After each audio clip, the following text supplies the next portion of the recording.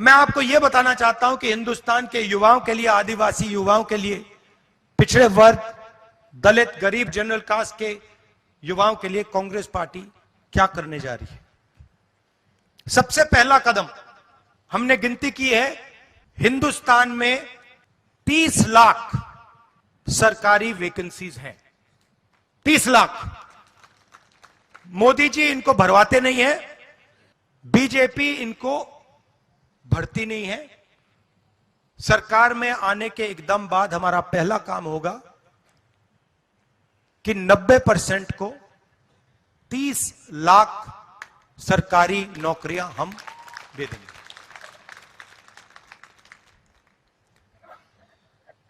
दूसरा ऐतिहासिक काम, हम मनरेगा प्रोग्राम लाए थे, रोजगार का अधिकार। लाखों लोगों को फायदा हुआ, अधिकार दिया हमने। वैसे ही हम हिंदुस्तान के युवाओं को, सब युवाओं को अप्रेंटिसशिप का अधिकार देने जा रहे हैं। और यह अधिकार हर ग्रेजुएट, हर डिप्लोमा होल्डर को मिलेगा। अधिकार क्या है कि कॉलेज, यूनिवर्सिटी, डिप्लोमा के एकदम बाद 1 साल के लिए हर ग्रेजुएट को प्राइवेट कंपनी में, सरकारी ऑफिस में 1 साल की अप्रेंटिसशिप दी जाएगी और 1 लाख रुपए उसे 1 साल में दिया जाएगा। और यह हर ग्रेजुएट के लिए किया जा रहा है। ये जो लाखों लोग कह रहे हैं कि हम बेरोजगार हैं, कॉलेज के एकदम बाद अगले दिन इनको अप्रेंटिसशिप मिल जाएगी और यह अधिकार होगा। यह ऐसे नहीं होगा कि भैया हमें देना है तो देंगे, नहीं देना तो नहीं देंगे। यह मनरेगा जैसा अधिकार होगा, कानूनी अधिकार अप्रेंटिसशिप का आपको दे रहे हैं। इससे देश में करोड़ों युवाओं को फायदा होगा, ट्रेनिंग मिलेगी और पहला साल का, एक प्रकार से पहले साल का रोजगार मिलेगा। भारत जोड़ो यात्रा में बहुत सारे युवा आए, कहते हैं राहुल जी हमने एग्जाम की तैयारी की, हम गरीब हैं, 3-4 महीने हमने मतलब रात दिन कर दिए, एग्जाम के दिन पता लगता है 5% वालों के टेलीफोन पे पेपर लीक। हम ईमानदारी से काम करते हैं और जिनके पास धन है पेपर चुरा लेते हैं और फिर उसके बाद हमें कहा जाता है कि देखिए पेपर लीक हो गया तो आपको अब नौकरी नहीं मिलेगी।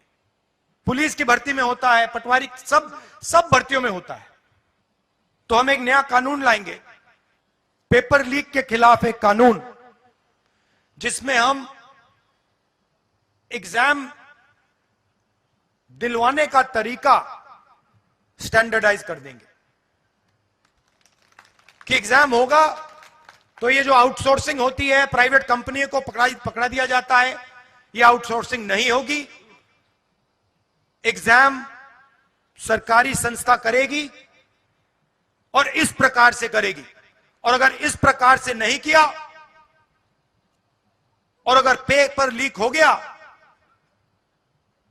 तो फिर कानूनी कार्रवाई ऐसी होगी कि दूसरी बार नहीं होने वाला है।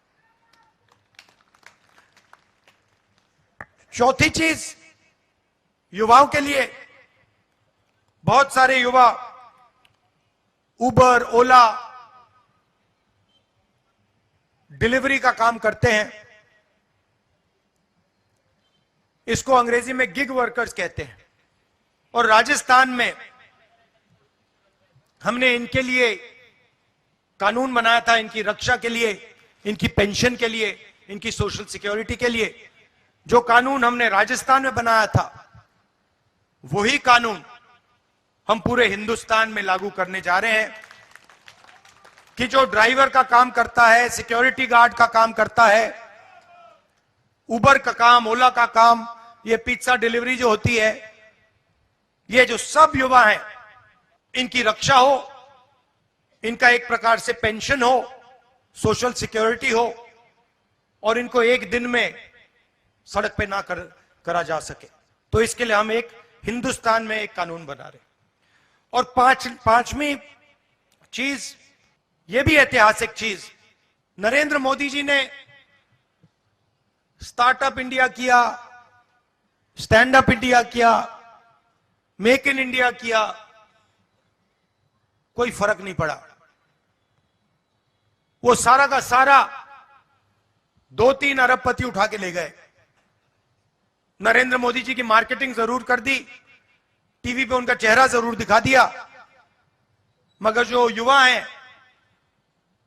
उनको ना स्टार्टअप मिला, ना मेक इन इंडिया मिला। तो हमने 5,000 करोड़ रुपए स्टार्टअप्स के लिए एक फंड बनाया है, और हर डिस्ट्रिक्ट में यह फंड रहेगा।